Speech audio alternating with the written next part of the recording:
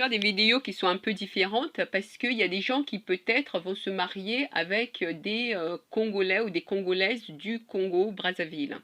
Et comme vous savez, il y a en ce moment, donc ils sont, je crois, sous une dictature, puisqu'une dictature, c'est quelqu'un qui est au pouvoir depuis très très longtemps. Et je crois que leur président est là depuis au moins 40 ans. Donc pour ceux qui vont se marier avec une Congolaise ou une Congolais, il faut d'abord faire la délivrance, la repentance. Donc on va utiliser donc ces histoires politiques pour pouvoir déterminer des thèmes de délivrance pour quand vous vous mariez avec un Congolais, une Congolaise. Donc déjà, on peut voir qu'il y a les thèmes de tous délivrance des esprits des eaux, des esprits de l'orphelin, des esprits de sirènes. Bon, déjà, il y a ces esprits-là. Donc, on va continuer à regarder, à regarder deux autres vidéos qui vont permettre de déterminer quels esprits à délivrer en fonction, juste en regardant leurs problèmes politiques. En fait, donc, si vous regardez donc, les trois grands dictateurs de cette région autour, vous avez Bokassa, vous avez Mobutu et vous avez Sassou.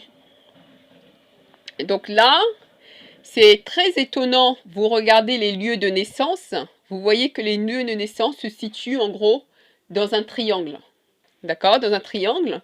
Mais ce qui est plus intéressant, c'est que les lieux et les régions de naissance sont tous situés autour d'un cours d'eau.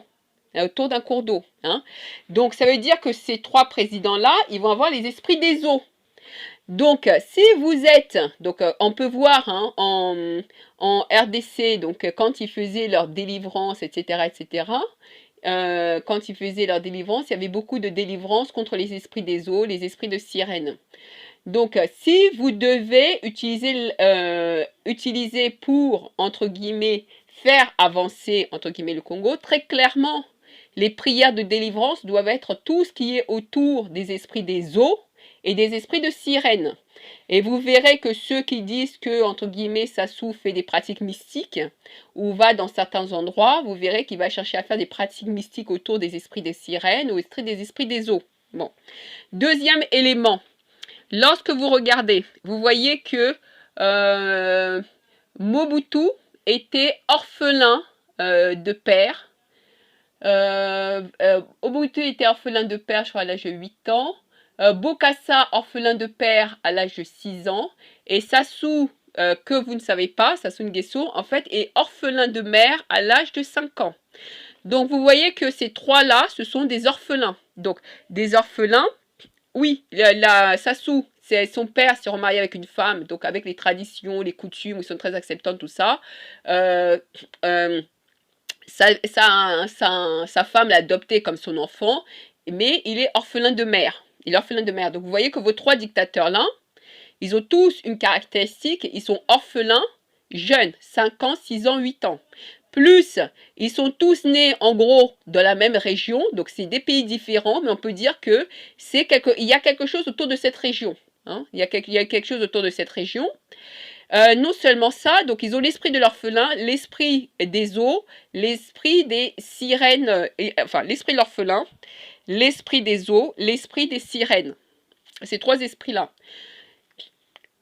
Donc ça veut dire que quoi? Ça veut dire que c'est pour ça qu'on dit que c'est très important de faire la délivrance. Parce que si vous pouvez faire, comme on dit les Congolais, de faire vos délivrances, c'est-à-dire les repentances, etc., publiques, etc., vous pourrez voir, même autour de la Centrafrique, même autour de la RDC, autour là-bas, vous pourrez voir qui est en train d'orchestrer, comment ont été orchestrés entre les dictatures, comment ont été préparés les futurs dictateurs, qui est derrière les futurs dictateurs. D'accord? Et aussi, quand vous regardez, vous voyez que Sassou, quelqu'un a dit que Sassou était allé au Niger pour, entre guillemets, faire des pratiques mystiques, pour certifier des choses et trop comme ça, et tout ça. Et au Niger, tout de même, c'est assez bizarre. C'est pourquoi au Niger? Pourquoi au Niger? Voilà. Pourquoi au Niger?